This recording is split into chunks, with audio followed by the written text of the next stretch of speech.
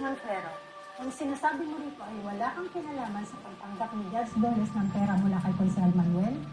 Hindi po. Ang gusto ko pong sabihin dyan, hindi ko po alam na pera po yung tinanggap ko mula kay konsehal. Na binigay mo kay Judge, ganon.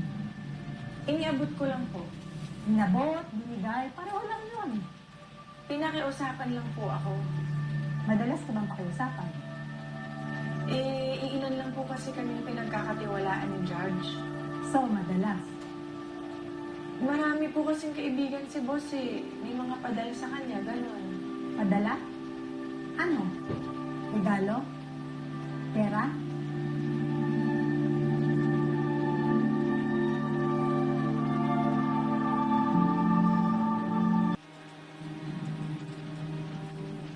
Kilala mo ba lahat ng mga kaibigan ni Judge Goles?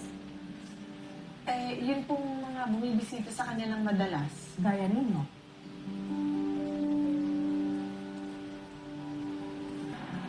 Miss Montero, regardless of the concern you had for Mr. Silverio, you made an unauthorized disclosure of the court's decision to him. Alam mo bang bawal yon? Opo. Pero, At alam mo rin ba, bilang court interpreter, ng election protest ni Mr. Silverio laban kay Mr. Manuel ay kasalukuyang pandinidinig sa korte noon? ginawa ko lang po yun kasi 2 days na lang bago maglabas ng desisyon si boss Para baka sakaling bawiin na lang po ni Mr. Silverio yung election protest niya. Para hindi po masira yung pagkakaibigan nila. But that's not for you to decide, Miss Montero. At dito naman sa perang tinanggap mo mula kay Mr. Manuel, Para kay Judge po, opo. inamin mo na tinanggap mo ang pera. Ay, pautang po kasi yun ng paluwagan ng office ni Mr. Manuel.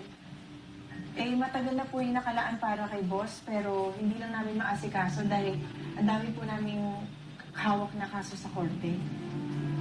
Umuutang si Judge Goles kay Mr. Manuel. Opo, para po dun sa nasirang bubong dun sa bahay niya. Kailan nangyari to? Matagal na po yun, pero nito lang po naibigay yung pera nung matapos po yung barangay elections. Sigurado ka? Yun po yung natatandaan ko.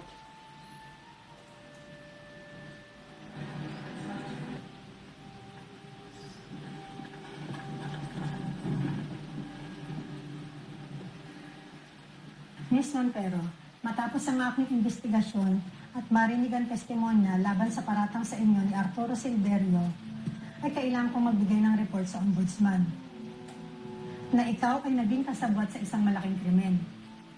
At kailangan ko rin i-rekomenda ang pagpapatanggal sa iyo sa serbisyo. Ano po? Matatanggal po ako? Ma'am, hindi po pwede yun. Ma'am, breadwinner po ako ng pamilya ko, ma'am. Asan po si Judge Goles? Bakit wala po siya dito? Asan po siya? Nakiusap siyang huwag nang marinig ang desisyon ko sa harap mo. At dapat mong malaman na alam niya ang kanyang responsibilidad dito sa kakaharapin niyang kaso na ilalatag ko sa ombudsman. Ma'am, hindi po pwede. Ma'am, maawa po kayo sa akin, ma'am. Wala po akong kasalanan. Ma'am, hindi naman po ako tumanggap na kahit anong suhol Ma'am, asan po ba si Judge? Siya po yung kausapin niyo. Nakiusap po siya sa akin na tanggapin po yung padala ni Mr. Manuel. Tapos binigay ko lang naman po yun sa kanya. Ma'am, bakit ako po yung parurusahan, ma'am? Wala naman po akong ginawa. Sinabot ko lang po yun sa kanya.